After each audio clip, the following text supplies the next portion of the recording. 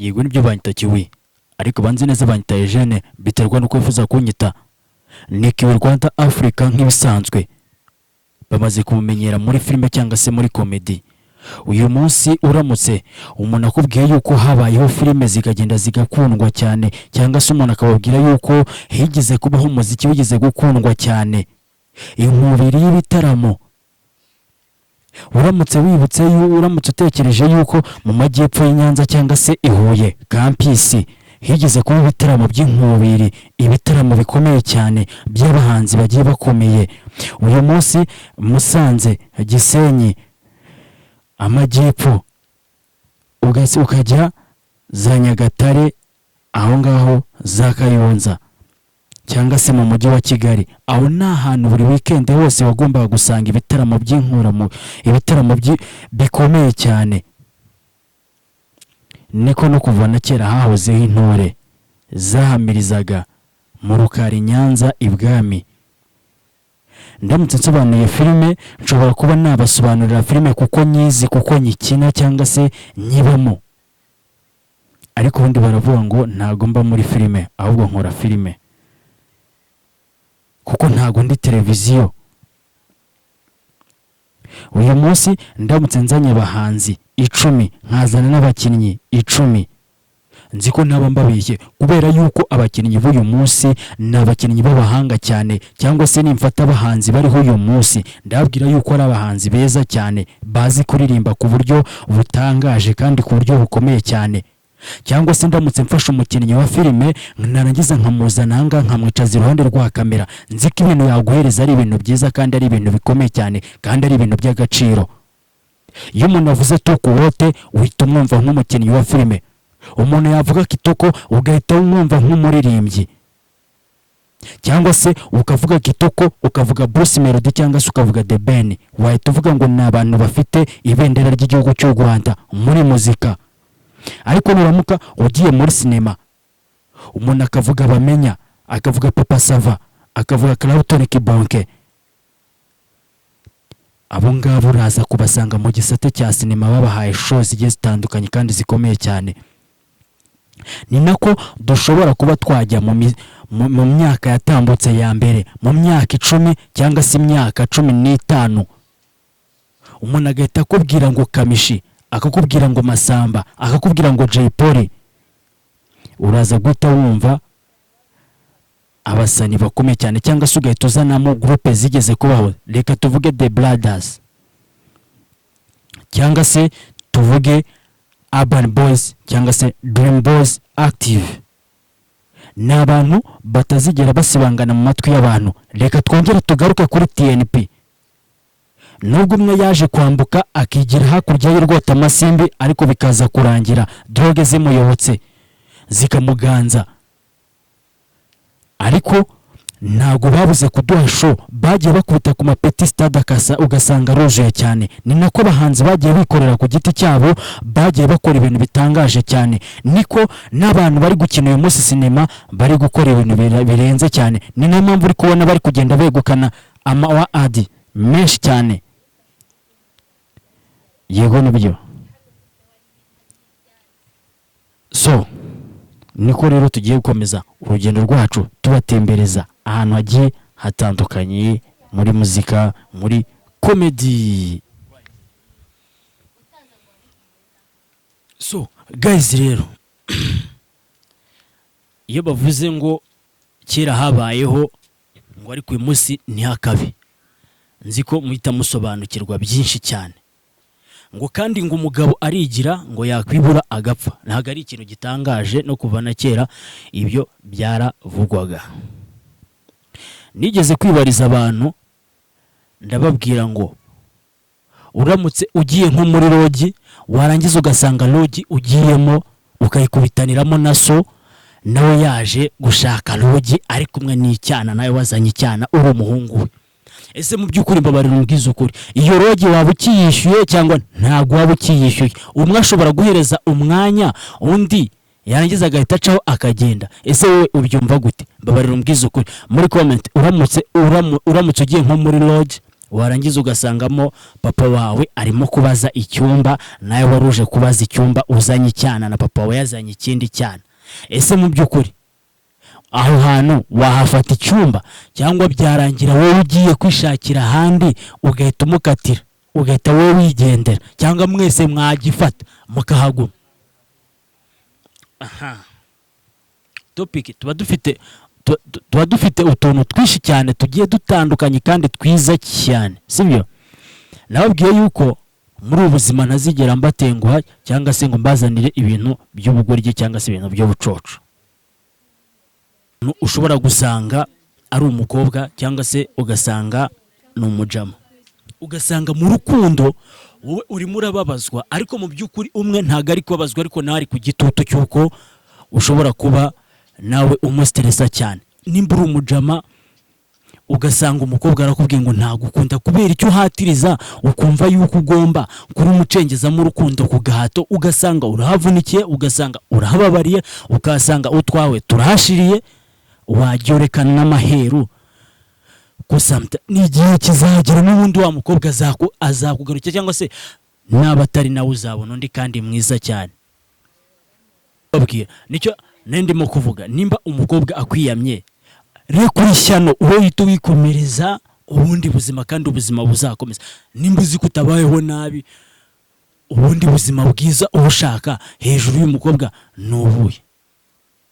Bivuze ngo urugendo ruba ari rurerure cyane, nta mpamvu n'imwe yo kuvuna umutima wawe wirirwa ubabaye, wirirwa uhangayitse, urara utaryamye, wirirwa utariye, ngo hejuru y'umukobwa ngo yakwanze, ngo cyangwa se ngo uri kumutereta, ngo uri kubona ngo bitari kuvamo, urakomeza guhatiriza umuntu umustressa kubera icyo utuma ataryama, utuma adashyira uturaso ku mubiri, ngo urashaka love yiwe.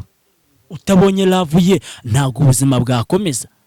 Erega uko wamukunze ni nako ushobora kubona n'undi mukobwa nawe ushobora kuba wakunda kandi mwiza. Ahubwo nicyo bajya bavuga ngo inkono ihirigi, wategereje inkono yawe ikazashya, ukazahura n'umukobwa wumva mwiza, wumva wishimiye kandi unyuze umutima wawe. Kubera icyo ujya kwibambisha ku muntu ukarara amanywa nijoro uhamagara rerererere, ayo mafaranga wari gupfusha ubusugura amayinite, ngo uri kwirukanka ngo kuri za bakobwa, rekura ishyano uteyahuza bro. Mbabwiza ukuri, sibyo? Mufate agatebe mwicare kandi mwumve ibi bintu ndi kubabwira, kandi ndi kubibabwira biri serious. Ni gute ushobora kuba uri umugore, umugabo ngo kubera ko yagukoshereje, ngo kubera ko umugabo yakubabaje, ugasanga ngo uyise ngo ukora divorce, ngo cyangwa se ngo uyise ngo wahukana, ngo cyangwa se ngo uyise utandukana nawe uragiye. Ngiye ikintu nakubwira, ntago ugomba guhita ufata umwanzuro ngo uhite ngo utandukana nawe, nurangiza uhite ufata umwanzuro wo guhita usubira iwanyu. Harya urwo rugo uba warajemo nuko utararujemo uruzi, cyangwa se kuba warubatse nuko utashakaga kubaka. Ese kubera iki ushobora guhita usenya urugo rutamaze imyaka nk'iyo mwasezeranye mujya kubana mwavugaga? Hari amafuti umugabo ashobora kugukorera, ariko ayo mafuti ushobora kuba wakicara wowe ubwawe mukaba mwayaganiraho, kandi ayo mafuti agatuma mutagira gute, mutabangamirana, ndetse mutafata umwanzuro wo gutandukana ngo mwihe rubanda. Ikosa ryose rivuze yuko ushobora ko nawe kwita urihanisha igihano. Kandi ikintu kijya kibaho nuko abantu bamwe batajya bemera guca bugufiya. Nimba umuntu umwe agiye hejuru, kuki umwe adaca bugufiya ngo mwese mwumvikane, mwese mugendane ku murongo, sibyo? Bivuze yuko rero ugomba gutuza ugaca bugufiya, warangiza ukaza ukaganira n'umugabo wawe, ukamubwira ati hano wakosheje, hano wakoze aya makosa, mbese ukabanza ukanareba mbere yuko mugirana ikibazo, byagenze gute, ese byahereye hehe, kugira ngo muserere wowe nawe ku buryo mugeraho mutari kumvikana nyine, kugira ngo mukore fight. Bivuze yuko rero ashobora gutaha yasinze se, cyangwa se ashobora gutaha yari afite stress zindi, we akaza gutura umutima mubi. Uwo mutima mubi rero nawe yise uzamukana n'uburakari bwinshi, ni handi muhita mutandukana cyangwa se mugahita mu divorce. bivuze ngo ugomba kwicara ugatuza, yakubwiye nabi, yagututse, ukituriza, wowe ukaza gucunga yacururutse ukamubwira ariko hano wakosheje, wambwiye nabi, cyangwa se wambwiye ibyo utagombaga kumbwira, wambwiye amagambo mabi, wankomerekeje. Nawe yaba ari umugabo mwiza agatuza akagusaba imbabazi, akakubwira ngo umugore wanjye ndabizi ko nahemutse, ariko nubwo nahemutse ndagira ngo mbabarire cyane. Uko niko kubaka urugo rwiza, uko niko kugira urugo rwiza. My friend, ntabwo nje kubakira abantu, kuko namwe muri abantu b'abagabo burya mwinjiye mu bintu by'urukundo cyangwa se mwinjiye mu bintu byo gushakana, muba mufite experience ihagije cyane, muba mufite uburyo mugomba kubanaho, muba mugomba kumenya uburyo mu managinga ibintu byanyu. Nge rero ntabwo nje kuri kamera kugira ngo mbagire inama, ntabwo ndi so, nta nubwo ndi nyoko. Uranyumva neza? Umuntu umwe ageze kuvuga ngo umuntu utarakubyaye nta kugiriremo, ariko burya ushobora kubwira umuntu yaba ari uwumva kumva, kuko ntacyo bitwaye. Twikomereze n'izindi story zacu zigiye zitandukanye. Ni gute buriya mujye mureka ngiye mbabwiza ukuri kandi ngiye mbarabura muri abantu bakuru. Buriya agahinda umubyeyi agira kaba gakomeye cyane. Ni gute umubyeyi ashobora kubyara umwana, yarangiza uwo mwana akamusiga, akamuta, akagenda, kandi azi yuko wa mwana ari umwana w'imfura ye? Uracyumva icyo kintu? So reka tuvuge ku bantu twese tujye twihakana ababyeyi, cyangwa se ukagira gute ukavuga ngo umubyeyi wanjye yarantereranye, ngo nta kintu yigeze amfasha. Uribaza gute ko umubyeyi ashobora kwifata akagenda, yarakubyaye, yaragutwise, akubyara amezi 9, yenda agusiga ufite nk'umwaka, cyangwa se agusiga ufite nk'amezi? Ntabwo nibaza yuko yaba afite ubuzima bwiza, cyangwa se abayeho nk'uko yakabaye kuba abayeho neza. Ntabwo nibaza yuko yari gufata umwanzuro wo kuba yagusiga, yarangiza akaguta akagenda. Nibaza yuko nawe ahantu abari, buriya umutima uburi mutera cyane, buriya nawe aba afite ikintu bise akababaro, nuko udashobora kubabasha kureba mu mutima wiwe. Ntago umubyeyi asiga umwana we kubera yuko amwanze, ahubwo burya umubyeyi asiga umwana kubera impamvu runaka.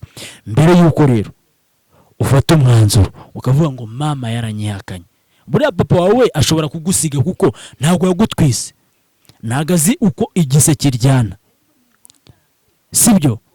We ashobora kugusiga akagenda, cyangwa se akanakwihakana, so akumva ubuzima nta kibazo, akumva abayeho neza rwose, agatuza bitewe n'umutima wiwe. Ariko umudamu wakutwisa amezi 9 akarangiza akakubyara, akakurera ku mezi yawe, guhera ku kwezi kumwe kuzamuka, akagusiga ufite nk'amezi 5, ntago bivuze yuko uwo mubyeyi yagutaye kubera yuko yarakwanze. Rega burya nawe aho ari ntago yorohewe, ntago ameze neza. So ugomba kumugarukira, ukamuhamagara, ukamuvugisha, ukamubwira, ukamubaza mama kubera iki ibi byabayeho, mukicarana nyine ukamubaza ngo ese mama kuki wantaye, byagenze bite, byaciye mu zihe nzira, ese wari wabitewe n'iki kugira ngo ube wasiga? Noneho akagwa izo mpamvu, ese ukabanza ukazisesengura, ukabanza ukumva iyo mpamvu irumvikana cyangwa ntabwo yumvikana, sibyo? Nicyo kintu nakubwira. Mbere yuko ufata umwanzuro wo kumukatira, mbere yo gufata umwanzuro wo kujya kuri social media kujya kumuharabika, banza umenye impamvu ugiye guharabika umubyeyi wawe, banza umenye impamvu ugiye kwihakana umubyeyi wawe, sibyo?